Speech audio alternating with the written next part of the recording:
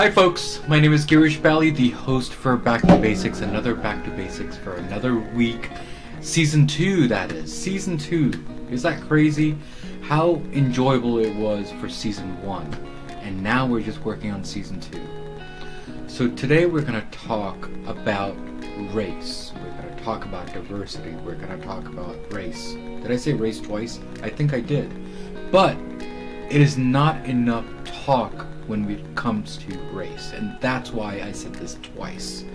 So we have an author who's all about race and who's all about books, and we're going to talk about the colors and non-colors or anything like that, but we're going to talk about that. And her name is Celeste Headlee, that is. And then we're going to invite her to the call, and let's talk to her and talk about details about that and basic about that. So Celeste, how are you? And thanks for coming up to Back2Basics. I'm doing well. Thanks for having me. Absolutely. Thank you again. So before we get into the basics of your book and everything else we're going to talk about, what does Back2Basic mean to you? For me, it means getting back to fundamentals, sort of back to core competencies. I mean, the reason I think that way is because that's a lot of my work is focused on getting back to what it means to be human, what our skills are, what we do well, what we don't do well, and remembering sort of what makes us human. Yeah. Thank you again, by the way, for that answer. So, by the way, thank you again for coming on Back2Basics, and it's an honor for me that you came here and talking about your book and the whole fiasco of race that we have here in this world. So thank you again. Yeah, my pleasure. So the book name is Speaking of Race. Now, it's a very taboo topic or a non-taboo topic. Let's talk about that. What are your thoughts on that? I'm not sure that it's taboo. I mean, for a very, very long time, it was considered impolite to talk about race in, polite company.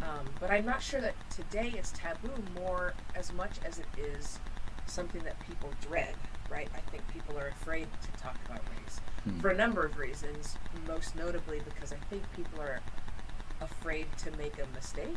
And so it makes them sort of avoid the conversation altogether, unfortunately. Yeah. Thank you. Do you think we should talk about race in the business or personal? When I say personal, I mean hangouts, when we go to parties and get-togethers. Do you think it's a touchy subject when it comes to these things, or we should talk about it? Both. I mean, of course, it's a touchy subject because it's about identity, and because many people tend to think they know how other people should feel about racism, right? When something offensive is said, it's common for other people to say, "Oh, you shouldn't be upset about that," or "You're too sensitive," or "Why are you making everything about race?" And so we tend to assume we know what other people's experiences are, or what they should be feeling, what they should be thinking. And that's partly because it is such a, touchy subject. Yes, it is such a personal subject. Your racial identity is personal to you, right? There's no biological test that can tell you what your race is, because race is not a biological fact. There's no book where you can look up. There's no BuzzFeed quiz you can take and say, this is your racial identity. It's something that you figure out for yourself and come to understand about yourself, which means discussions about race ultimately are absolutely ultra personal. And so yes, that does make them sometimes difficult. However, that means we should be talking about it more, not that we should be talking about it less. What that means is that the conversation is so, I don't want to say tricky, but it's something that requires focus and attention and care, that we need more practice at it. The more we avoid it, the worse we will become at talking about this subject, which requires our highest conversational skills. Yeah. Thank you again. So the examples that you are giving and I'm giving is more on the adult side of things. How about kids? When do you think we should explain to kids, or should we explain to kids, that there are different colors, or does it really matter? So kids notice race at an extremely young age, and by the age of 3, they've already begun to adopt their family members' biases. Mm. So no later than 3. They are already noticing. You're not telling them anything they haven't noticed. We make the mistake of not using kids' innocent observations to create a really healthy and productive conversation about race. You know, we'll be in the store and I guess, you know, a white kid will say, "Why is that guy's skin so dark?" And the parent will be like, "Oh, embarrassed," and like shoo the kid away. Right. But the kid is observing that the guy has dark skin. That's a great opportunity to say, "Yeah, skin comes in all different colors. We are this color." But you know, it's incredible all the different diversities of colors that skin can be. They go from almost black colored skin to extremely light colored skin. You know, you can turn that into a really productive conversation. The thing is that with children, the conversation, the topics that you avoid become inevitably associated with shame. And you don't ever want kids to think that race is something to be ashamed to talk about. Yes, it's yes. just difference. Yeah, yeah. Right? So Celeste, let me ask you this question here.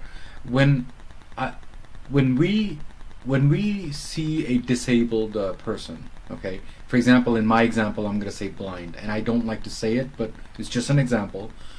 You don't say he's blind or she's blind, or that person is blind. It's more like being rude. Do you think it's the same process for a race person? If I say that you are white or you're black or you're whatever, do you think that's being rude, or that's putting you into a different bubble of a pie? Does that make sense? I mean, I think that's observational. I would say that I often say, well, somebody has dark skin. If I'm describing someone, I'll say they have dark skin or they have light colored skin. I find it odd. I mean, people of color are used to being described by our race. I mean, Right. That happens all the time. All the time, right? But I find it odd that when I say, "Oh, there's a white guy over there drinking coffee," white people get upset about that, as though mentioning a white person's race is somehow unacceptable. But we get described as black and brown, and you know, all the time. I can't even tell you how many times I've been asked, "What are you?" So with that example, does that mean that you're in that example, does that mean that you're racist or you're being more stereotype? Because I think there's a difference, isn't it? I think it's okay to notice difference. Yeah. I want people to notice my I mean, I am different than many other people, and I'm proud of that. I want people to notice. That's who right. I am That's and right. What I look like. Yeah. And my culture. And so that's perfectly okay to note difference. What I'm saying is that we shouldn't be noticing difference and taking note of difference only when it applies to people of color, because that the underlying message of that is that white is the default, that's the normal, and then we're going to note if there's any deviation from that normal, which is white. If we're going to notice people's difference, then it's perfectly okay to notice everyone's skin color and hair color. That's all perfectly okay. I mean, we wouldn't feel weird about saying that person's blonde. That's right. That's right. Yeah. And it's no more racist to notice that someone has dark skin. I mean, it's just an objective fact. Yeah, yeah. So, I mean, this whole idea that it's racist to call someone black is the only reason people think that is because they think being black is bad. If being black is not bad, then it doesn't matter if you describe someone as black. They're just black. Like They're just black. Right. Yeah. Right. Yeah. Thank you again for making us understand the difference between stereotype and racist, because I think a lot of people, they get mixed up between the two words, and they think it might be the same thing. So it's good to explain in a basic way that there are two different words and two different meanings to those things. So thank you again for that. Yeah. So let's talk about your book, if you don't mind. Speaking of race, how did this whole thing start? I mean, there must be something that triggered you to say, I need to explain to people. Or what was your thought process on that? So I, after George Floyd's murder, I'd written a book years ago called We Need to Talk, which is just essentially sort of an overview of how to have good conversations, how to become a good listener and a good conversationalist. After George Floyd's murder, my editor at HarperCollins wrote to me and said, "Hey, don't you think you would? This is an opportunity for you. Like, isn't this a good moment for you to talk about conversations that are specifically about race?" And I said no. I do not want to write that book for a few reasons. I mean, number one, talking about race for a person of color is not always a happy conversation. Of course not. And so in order to write this book, I would be talking about trauma, right? And things that are in some ways quite sad and unfair. Also, once you begin to write and research race, sometimes you end up not writing or researching about anything else. When you become an expert in race, sometimes that's all anybody ever wants to talk to you about for the rest of your career. Yes. And I wasn't sure that's what I wanted to do. But in the end, I realized, as I watched the sort of national conversation evolve after George Floyd's murder and all the protests broke out, I realized that conversations were not going well. People of color were sometimes too angry. They were justifiably angry, and they were tired. And white people were either afraid to have the conversation, or they just kept blundering because their knowledge of the history of race, their lack of understanding of the context of race. They kept making mistakes, and so conversations were not going well. And I thought to myself, this I know how to do. This I can help with. Getting you through the actual conversation, I can tell you how to do that. So people in the U.S., you and I, we know what that story is all about. Do you want to explain to others around the world that what is this story about? What is this George Floyd stuff? I mean, I can explain it, but what are your thoughts on those? George Floyd was a black man in Minneapolis who was murdered. He presented a bill to a store clerk.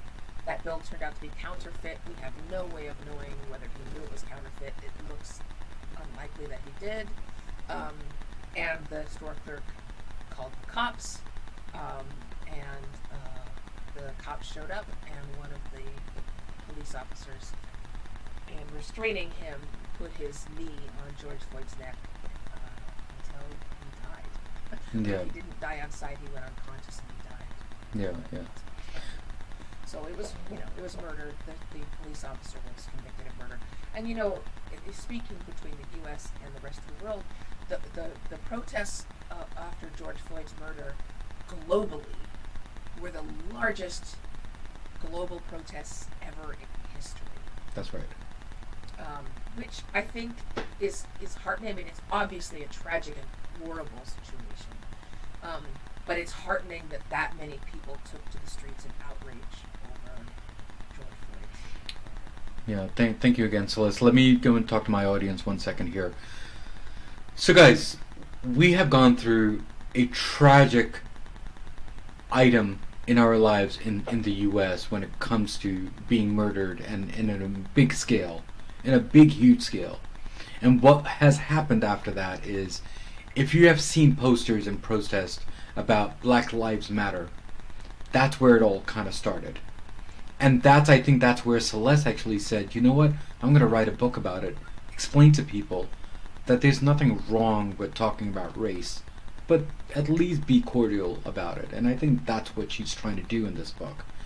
So let's go back to Celeste if we don't mind. So Celeste, thank you again for that. So now we have actually talked about the family side of things and how this whole book kind of started. Now from the business point of view, this is a very testy, a very topic in the business world. Now, in the business world, we're not allowed to say you are black, you are white, you are, anything like that. How do we talk about that at work? Or should we talk about it? Or does it really matter in the business world? Absolutely, we should talk about it. I mean, the first thing is that you let your employees self-identify. Sure. You can make resources available to them. Things like, you know, a support group for people of color, a support group for differently abled, etc., etc. You can have a women's leadership group, and you allow them to self-identify. You don't need to ask. You can let them decide whether they want to take advantage of resources that are designed to support historically underrepresented groups. But, the mistake that we make in business is we find these touchy subjects like politics and race, and we decide the best way to address that, because they could devolve into arguments, is to forbid our employees to talk about them while they're at work. This is a massive mistake.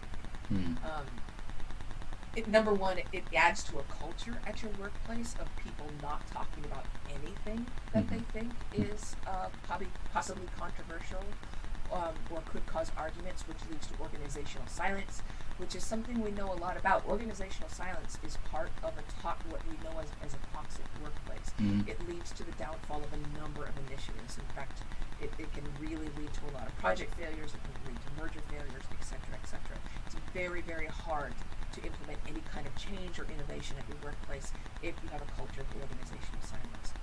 The better thing to do is, instead of bringing in a diversity trainer who shows videos and they put them through some diversity training where they sit at their computer, we know that those training programs don't work. And we've known that for quite some time. That's right. Instead, what you need to do is train them in how to communicate with each other. Don't clamp down on subjects that might become an argument.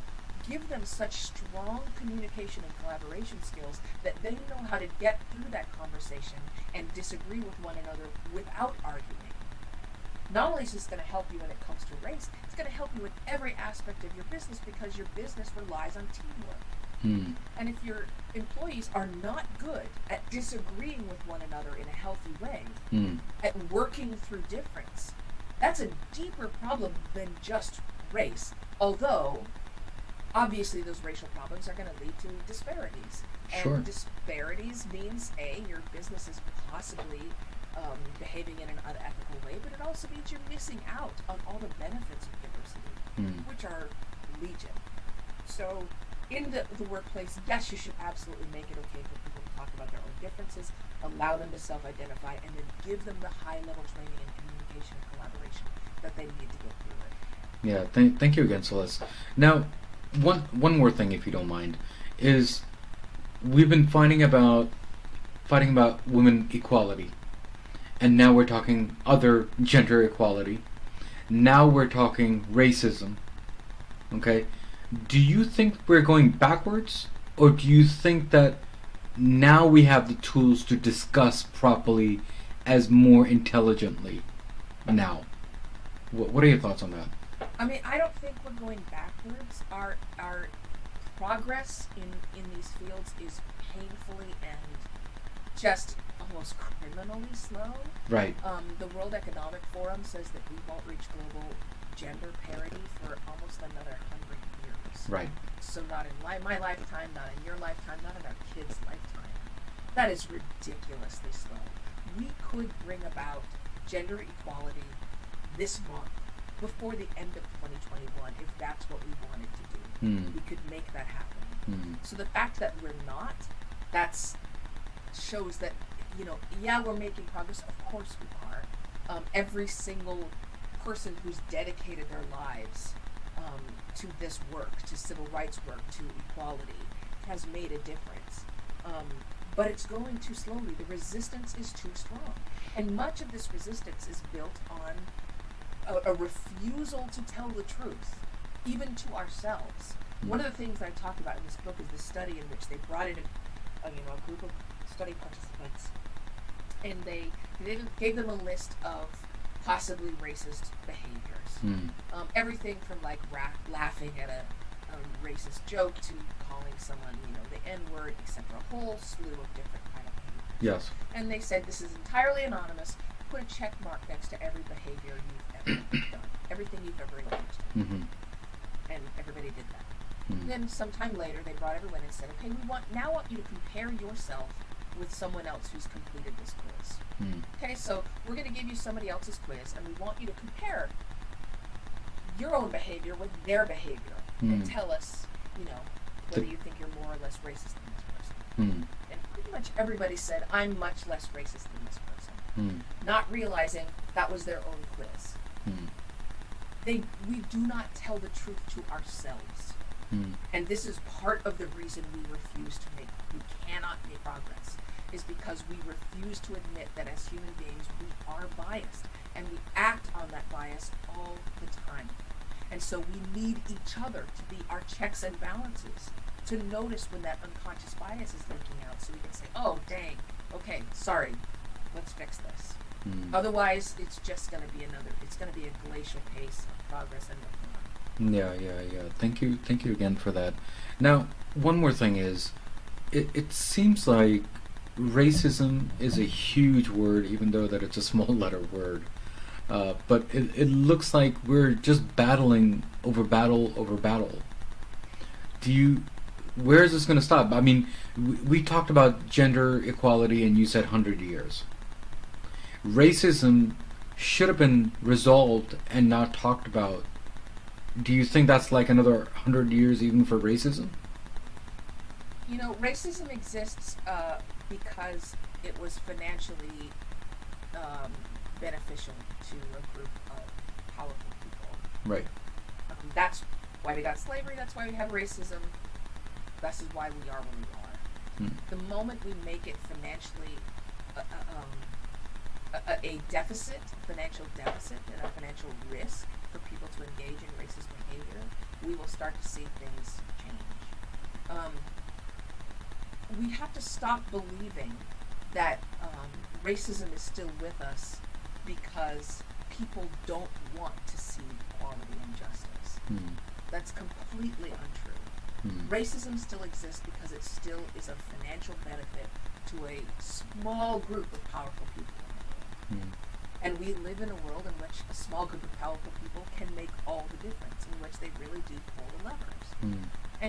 And yet when you poll people, when you survey people, most people believe that everyone should have an equal right to opportunity, that everyone should be able to feel safe in their own neighborhoods and wherever it is that they travel. Most people believe that. And in the United States, most people believe it is harder to be a black American than to be a white American. So we have a fairly broad consensus on a number of issues of fairness and equality.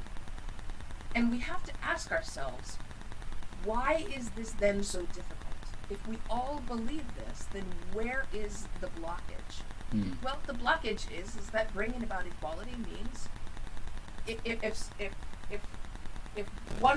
black people begin to be promoted at the level that they probably should have, same for Latinx people or Asian people, that means there's fewer openings for white people. That's what that means. It means it becomes more competitive.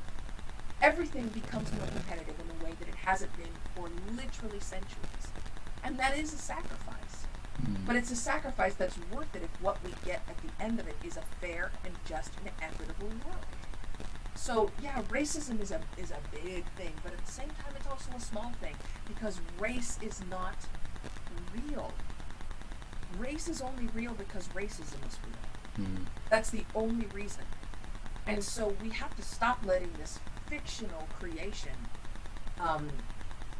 run the way we live our lives. Yeah, thank you, Celeste, for answering that. Thank you again for coming on the show to explain to us from the business world to a personal world, and then your book, and what are your thoughts on what has happened with this Black Lives Matter and all the other stuff that we've talked about today. Before you leave today, do you have any last words for Back to Basics before you leave the show? Yeah, I would say, especially since this show is called Back to Basics, I would say this. We're having this in-depth conversation about racism and talking about racism, but in the end, it, your conversations about racism don't have to be deep and depressing and That's right. intense. You can have a discussion about race that's 5 minutes. I take a Lyft or an Uber ride, and my driver has an accent, and I say, "Hey, where's your accent from? Tell me about your country. Tell me about your culture. Does it get cold in the winter? What kind of food do you eat on your holidays?" That's a conversation about race because it's about culture. Your conversations about this topic don't have to be depressing, they don't have to be intense, and they don't have to be contentious. It can be fun to discover the way other people live, their cultures, and their perspectives. Yeah. Thank you again, Celeste, for coming here and making this brighter for me for season 2. So thank you again for making this brighter again. My pleasure. Thanks so much for having me. Thank you. So guys, we talked about racism, we talked about talking race, we talked about making fun meaning in a good way. Talk to someone. They are from a different country, they are from a different religion, they are from a different everywhere around the world, and there's nothing wrong with that. Just go to a person and just say, "Hi, how are you?" or "What's your accent?" You're not making fun, and you're not saying that you're racist.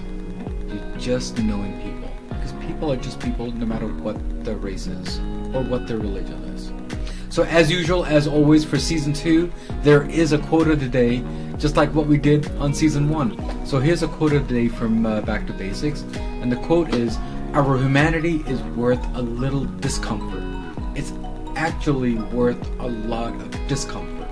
It's kind of twisting, but if you really read it, it is kind of disturbing and talking about like sensitive stuff. But that's okay. It's okay to be discomforted. It's okay to talk to someone, and it's okay to say hi from a different race in a different country, and that's what we talked about. And remember, what do I always say at the end of the episode? Everything in life goes back to basics, and that's what we did today, guys. Guys, take care, God bless, and I will see you next week on season 2. Take care, God bless, and keep on commenting as much as you can. And remember, what do I always say? There are 3 things that we always do in this show. The content is going to be amazing. The guest is going to be awesome. But the third of all, the host is always the best. So take care, God bless, and I will see you next week.